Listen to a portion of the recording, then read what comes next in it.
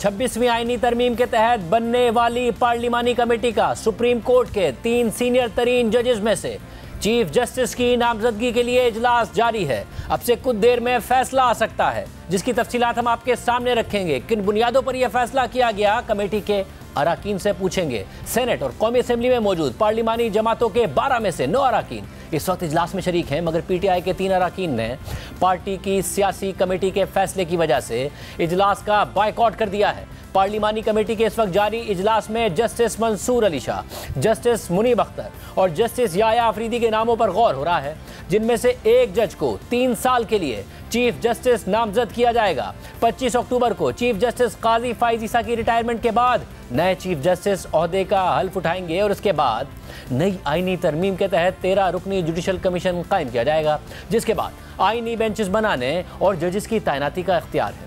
जबकि जराये के मुताबिक चीफ जस्टिस काजी फाइज ईसा चैम्बर वर्क पर चले गए हैं। चीफ जस्टिस चैम्बर वर्क के दौरान फैसले लिखेंगे अपनी रिटायरमेंट से पहले। इस दौरान आज 2/3 अक्सरियत से नए चीफ जस्टिस की नामजदगी के लिए पार्लिमानी कमेटी का शाम 4 बजे पहला इजलास हुआ।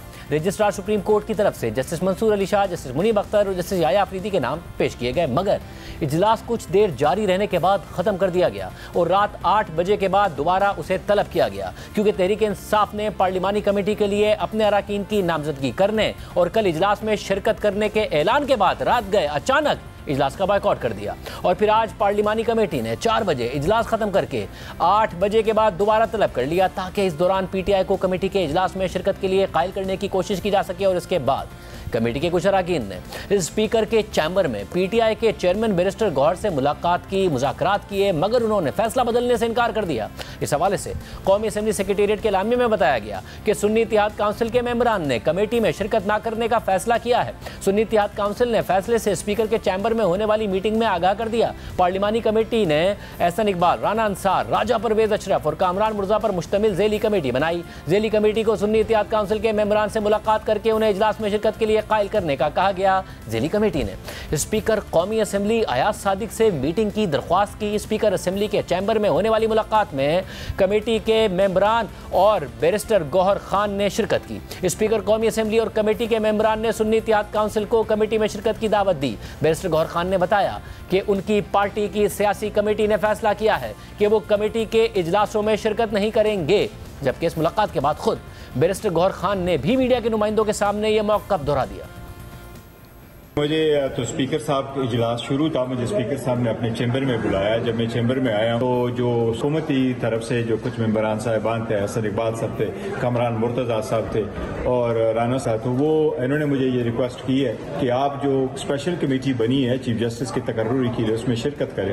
पर मैंने उनसे माजरत की और मैंने उनको कहा कि हमारी पॉलिटिकल जो पार्टी है वो डिसीजन लेती है और हमारी पॉलिटिकल कमेटी है वो यूनानिमसली डिसीजन ले लेती है और जो भी हमारे पार्टी का डिसीजन होता है वो उस कमेटी के सुपुर्द होता है। हमने अपने पार्टी का फैसला किया और हम इस नतीजे पे पहुंचे हैं कि जिस तरीके से ये तरामीम पास की गई है वो अनकॉन्स्टिट्यूशनल है, लिहाजा उसके अनकॉन्स्टिट्यूशनल तरामीम के नतीजे में बनी हुई कमेटी की प्रोसीडिंग में हम पार्टिसिपेट नहीं करेंगे।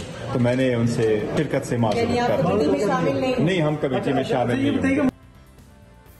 पीटीआई के इनकार के बाद रात 9 बजे पार्लिमानी कमेटी का दोबारा इजलास हुआ, जो अभी भी जारी है। किसी भी वक्त फैसला आ सकता है कि अगला चीफ जस्टिस कौन होगा, मगर पीटीआई ने इजलास का बायकॉट किया हुआ है। और आम बात यह है कि पार्लिमानी कमेटी के इजलास में शिरकत के मामले पर पीटीआई में कंफ्यूजन नजर आ रही है। कल जब पार्लिमानी कमेटी की तश्कील हो रही थी और स्पीकर और चेयरमैन सेनेट की तरफ से सुन्नी इत्तेहाद काउंसिल और पीटीआई से भी नाम मांगे गए थे, तो पीटीआई वाजे कर रही थी कि वो पार्लिमानी कमेटी के इजलास में शिरकत करेगी, जगह खाली नहीं छोड़ेगी। पीटीआई ने बैरिस्टर गौहर खान, बैरिस्टर अली जफर और साहबजादा हामिद रजा के नाम भी दिए थे। कल रात को जियो न्यूज़ के प्रोग्राम कैपिटल टॉक में खुद पार्टी के चेयरमैन बैरिस्टर गौहर खान ने कहा था कि पीटीआई पार्लिमानी कमेटी के इजलास का बॉयकॉट नहीं करेगी और हुकूमत के लिए जगह खाली नहीं छोड़ेगी।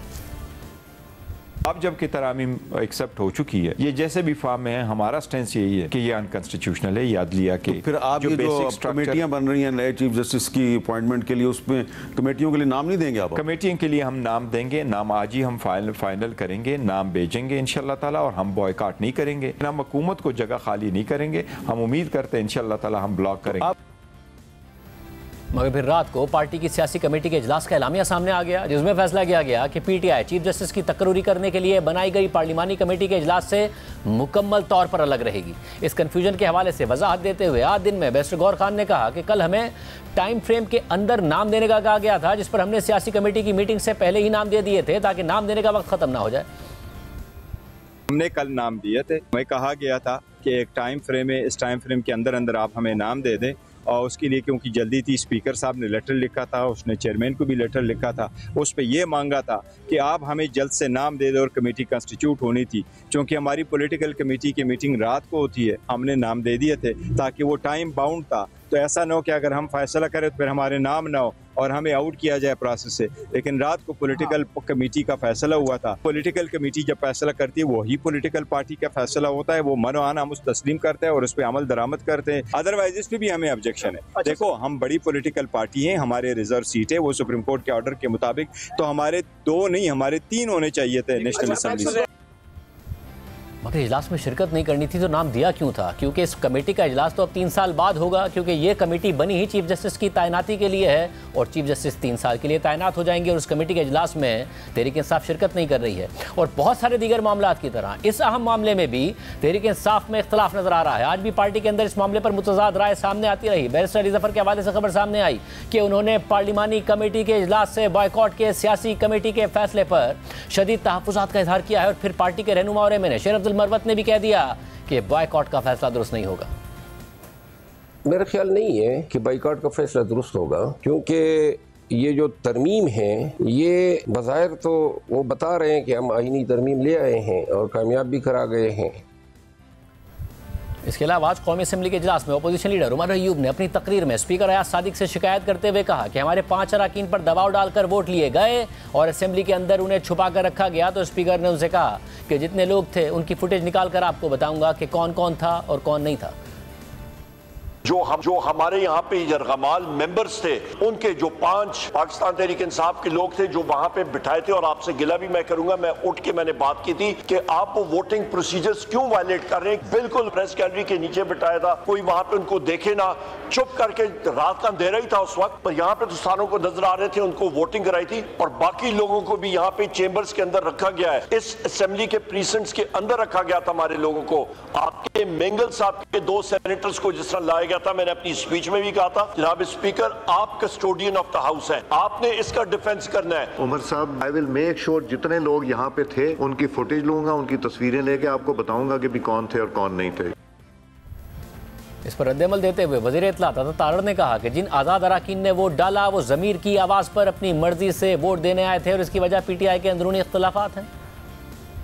देखिए, अगर जमीर की आवाज पे कोई आया है और खुद आके बैठा है, पूरी प्रेस गैलरी ने उनको देखा, क्या वो छुप के बैठे थे, क्या वो लॉबीज में मौजूद थे, वो आके सीटों पर विराजमान थे, उन्होंने अपनी मर्जी से वोट कास्ट किया है, तो सर इसके अंदर इसको कंट्रोवर्शियल करना और कहना कि जी असेंबली के जो बावर्दी लोग हैं वो उनको लेके आए थे। सर मैं उन चारों से मुलाकात हुई, उनको पूछा, उन्होंने कहा जी जमीर की आवाज पे आए हैं, वोट डालने आए हैं, बगैर डरे बिला खौफ वोट देंगे। वो अपनी मर्जी से यहाँ बैठे थे।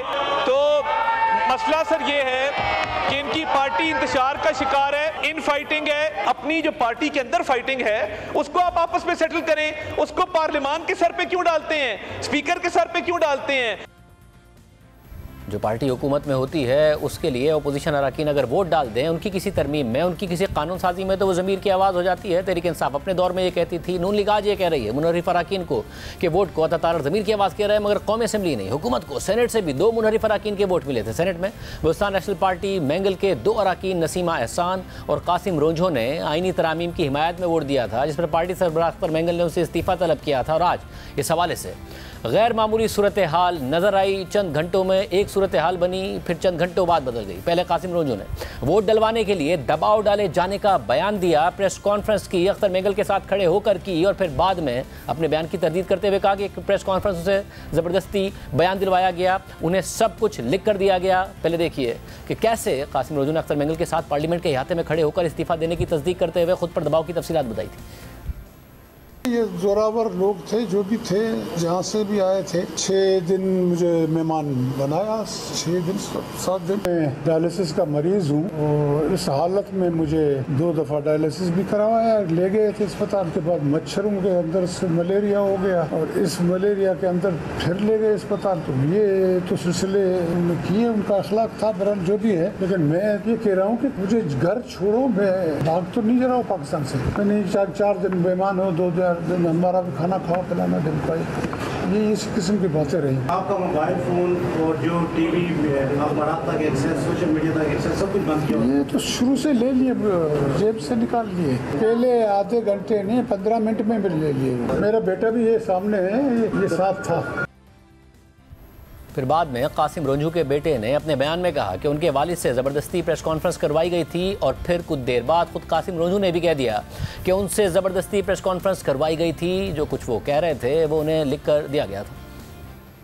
आज मुझे पार्टी के सरबराह ने और उनके कारकुनों ने, MP हैं कुछ 2-3 MP और इन सब ने ले जाके सेनेट में एक प्रेस कॉन्फ्रेंस जबरदस्ती करवाई मुझसे और वो टोटल फैब्रिकेटेड झूठ और उस पर मबनी है।